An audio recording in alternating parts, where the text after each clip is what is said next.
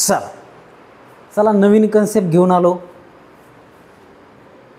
Galvanic cell action by Daniel cell. Okay, तर आता आपल्याला डॅनियल सेल बघायचा आहे. डॅनियल सेल बघा, कन्स्ट्रक्शन बघा. पहिले एक झिंक सॉल्टचं सोल्युशन घ्या आणि एक कॉपर सॉल्टचं सोल्युशन घ्या. झिंक सॉल्टच्या सोल्युशनमध्ये झिंकचा रॉड टाका आणि कॉपर सॉल्टच्या सोल्युशनमध्ये कॉपरचा रॉड टाका आणि दोन्हीला इलेक्ट्रिकली वायर थ्रू कनेक्ट करा. ओके, आणि मधात पोरस पार्टिशन द्या. हे जे कन्स्ट्रक्शन असेल याला आपण डॅनियल सेल म्हणतो. याला आपण काय म्हणतो? डॅनियल सेल म्हणतो. हा तुमचा ॲनोड आणि हा तुमचा कॅथोड. आता याच्या अगोदर आपण काय बघितलं? एक गॅल्व्हॅनिक सिरीज बघितली आणि ह्या गॅल्व्हॅनिक सिरीजमध्ये झिंकचं इलेक्ट्रोड पोटेन्शियल जे आहे हे वर आहे आणि कॉपरचं इलेक्ट्रोड पोटेन्शियल जे आहे खाली आहे. झिंकचं इलेक्ट्रोड पोटेन्शियल मायनसमध्ये आहे. ओके, तर तो ॲनोड बनतो आणि कॉपरचं इलेक्ट्रोड पोटेन्शियल पॉझिटिव्हमध्ये आहे, तो कॅथोड बनतो. ओके, तर कन्स्ट्रक्शन तुम्हाला समजलं असेल. चला आता बघा, पहिले तर गॅल्व्हॅनिक सेल म्हणजे काय हे आपण बघू. काय म्हणतं आहे? When two dissimilar metal are electrically connected and dip in a electrolytic solution a galvanic cell is form. तर दोन डिसिमिलर मेटल आपण काय केले? इलेक्ट्रिकली कनेक्ट केले आणि ते इलेक्ट्रोलिटिक केमिकलमध्ये टाकले तर काय बनणार आहे? गॅल्व्हॅनिक सेल बनणार आहे. ओके, कन्स्ट्रक्शन आपण बघितलं. तर कॉपर आणि झिंक हे दोन डिसिमिलर मेटल आहेत आणि ते मेटल आपण कशाने कनेक्ट केलेत? इलेक्ट्रिकल वायरने कनेक्ट केले आणि अशा पद्धती गॅल्व्हॅनिक सेल बनतोय. आता गॅल्व्हॅनिक सेल डॅनियल सेलचं काम करतोय. तर बघा, working of galvanic cell can be explain by considering a Daniel cell which consist of zinc and copper plate deep in a solution having zinc plus plus and copper plus plus ion respectively. तर बघा आता इथं नेमकं होतं काय ते बघू आपण. झिंक हा कमी इलेक्ट्रोड पोटेन्शियल असलेला मेटल आहे.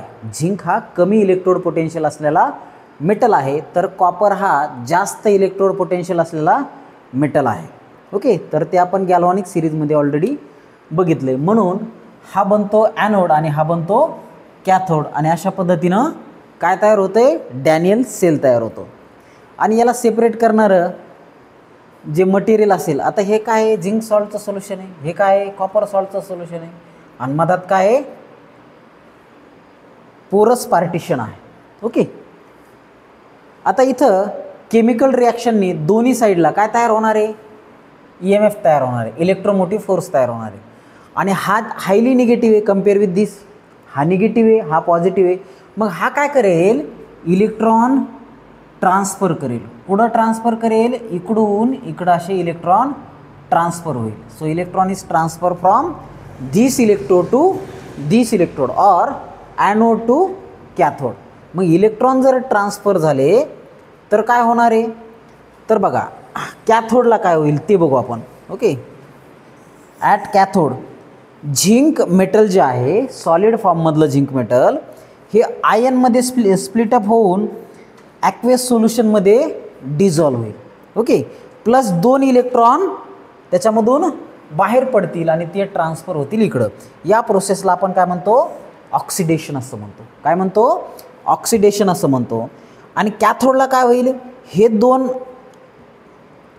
बघा, कॅथोडला काय होईल? कॅथोडला काय परत कॉपरच्या आयने, कॅथोडला कॉपरच्या आयने ते ॲक्वेस सोल्युशनमधून निघून ते 2 इलेक्ट्रॉनबद्दल बरोबर रिॲक्ट होतील. आता बघा, इलेक्ट्रॉन इथून गेले तर हे इलेक्ट्रॉन कॉपरचे जे पॉझिटिव्ह आयन आहेत त्यांच्यासोबत ॲड होतात आणि ॲड होऊन त्यापासून प्युअर कॉपर बनतं. काय बनतं आहे?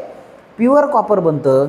या प्रोसेसला आपण रिडक्शन रिॲक्शन म्हणतो. या प्रोसेसला आपण रिडक्शन रिॲक्शन म्हणतो.